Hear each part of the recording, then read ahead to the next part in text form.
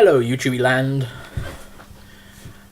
This is my fourth video in the recording. I'm not sure if this is going to be the fourth video in release list of Over Cider.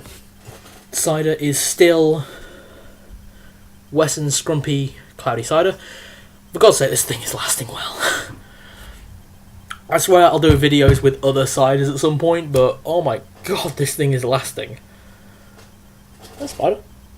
Nah, fine. As you can see, I've changed my t-shirt from the striped shirt I was wearing.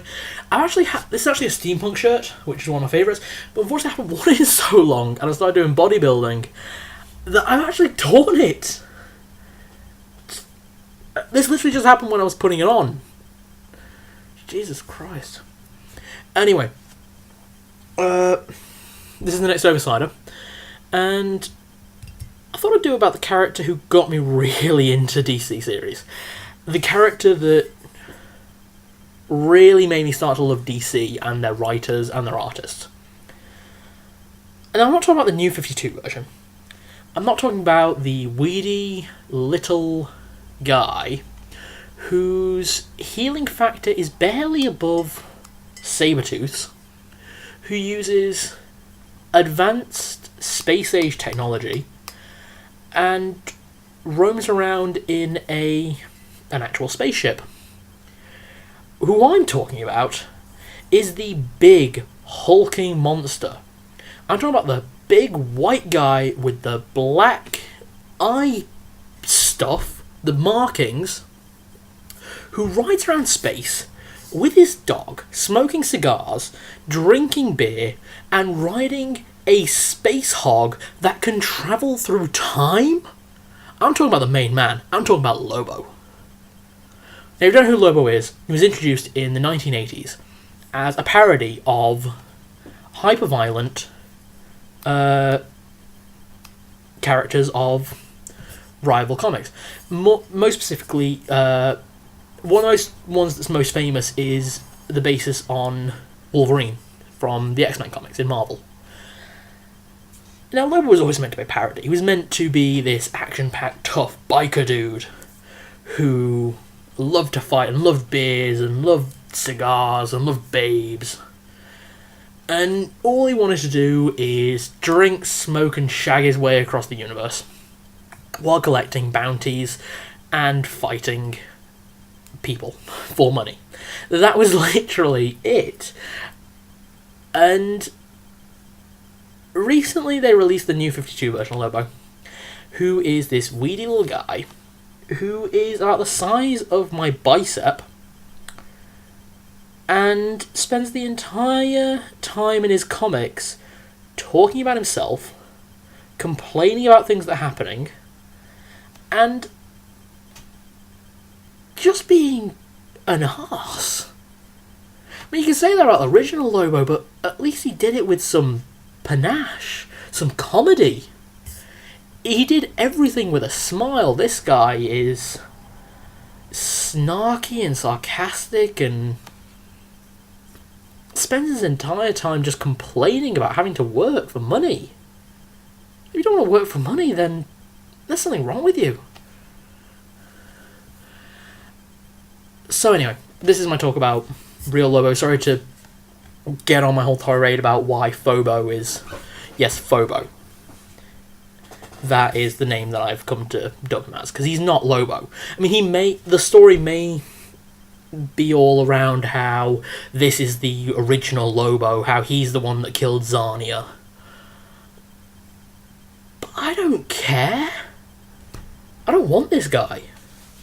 This guy is not Lobo. This guy is some poser. To use actual Lobo quotes. But I want to talk about Lobo. I want to talk about real Lobo. Why Lobo is a badass. He was always meant to be a badass. And he is. He is, and he will always be a badass.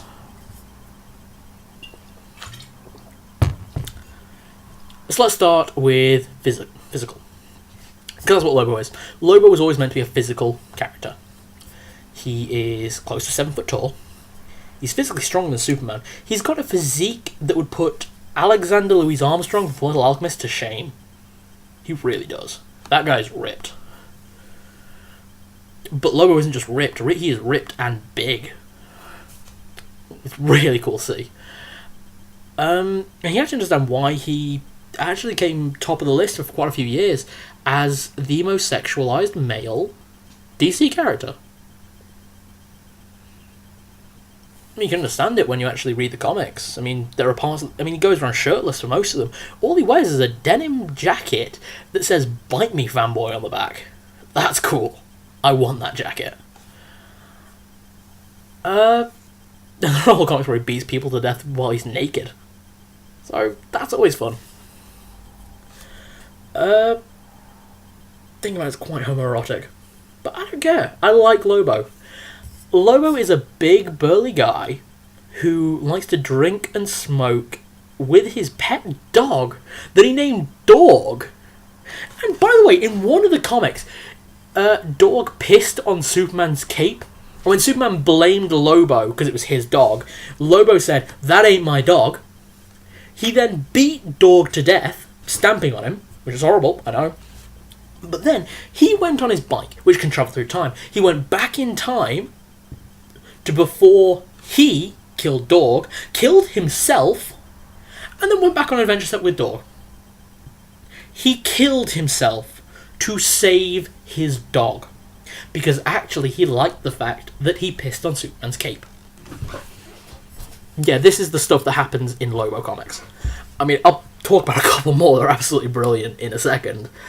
But then the physical. He's stronger than Superman. He's faster than Superman.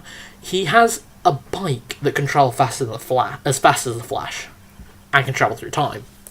By the way, that time traveling thing only came in later comics, and that was because he found a time traveling machine that wasn't quite working, made it work, and then tacked it onto his bike with staples.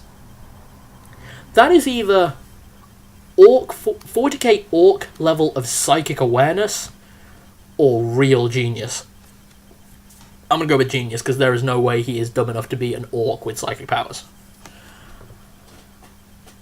Now, I'm not getting into the history of him because if you already know Lobo, you know the history. He killed his entire species for a science experiment. That was literally it. And he has a radio in his brain that constantly plays Rock FM. That's badass. Sorry, it is. I don't care what you say, it's badass. Rock music is cool, and having a radio in your brain that you had surgeons implant while you were awake, that's badass. That's badass. Mental, though. We just talked about how he is clearly a mechanical genius. Mechanical whiz. What anything else? He can speak almost 11,000 languages. He was also Space Pope for, I think, 3 years. On top of that, he knows how to kill Santa Claus and the Easter Bunny. I'm not sure if that's physical or if that's mental, but it's mental. I'm getting everything I say. The whole point is what Lobo is. Lobo is fun. He's silly. He's playful. He does things that no other comic book character, not just DC character, any other comic book character can do. I mean, I've heard people say, and there are probably going to be people that say this on the comments, "Oh, but Deadpool can kill Santa Claus. Oh, but Deadpool's crazy enough to try this. Oh, Deadpool's in love with death." I'm sorry, but you can be in love with death as much as you want. But Lobo beat death. There was a comic, there was a whole arc, there was a whole series of comics about how Lobo was killed during a bounty hunt. And he went to heaven. Apparently he went to heaven. I don't know why, but he went to heaven. And he got kicked out of heaven because he corrupted everyone. He'd got them into rock music, he got them into punching each other. I've got to say, he punched St. Peter. That's cool. Sorry. Oh, and he kicked God. Just throwing it out there. So then they sent him to hell. And you'd think that hell would be bad. Lobo liked it so much. By the way, he also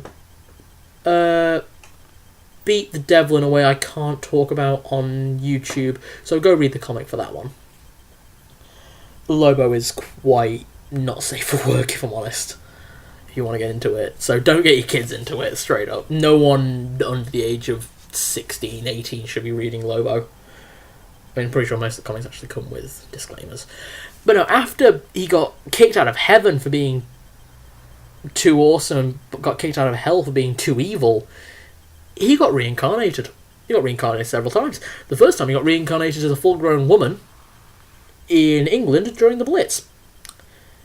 And there was something really weird about that woman. Well, for one thing, it was Lobo still. Still white skin, still same marks. Wearing a thong. That was kind of weird. Being born with a thong. That was weird. So he had himself killed. He drank himself until the Blitz started and stood out and waited for a bomb to hit him. So he died, got reincarnated as a squirrel, as Lobos the Squirrel. Where, screw timeline, because I'd like to point out that this story started in 2300, way after the Blitz. And this squirrel appeared 5 seconds before Lobo's first body was cut in half. So in that one, Lobo literally killed Lobo. Yeah. I'm gonna let that sink in for a second. Because it took me ages as well. So finally he got put back in his own body, beat up the guy that killed him the first time, with his own legs, I'd like to point out, grabbed said legs, threw them over his shoulder, and walked back to town on his hands, looking for a staple gun. And ever since, he's been forbidden from dying. There is no other character that can boast that. Literally no other. Obviously, superheroes come back all the time, so do supervillains. I'm just waiting for Joker to come back after the whole death family thing. He's coming back. Don't kid yourself. So is every other character that has ever died. No one in comic books dies. With the exception of Uncle Ben. And Bruce Wayne's parents. But even then, Bruce Wayne's parents came back. Because there was the whole Flashpoint thing. And then Uncle Ben came back. Obviously he was a ghost, accepting Peter Parker into heaven. Because Peter Parker died. Spoilers.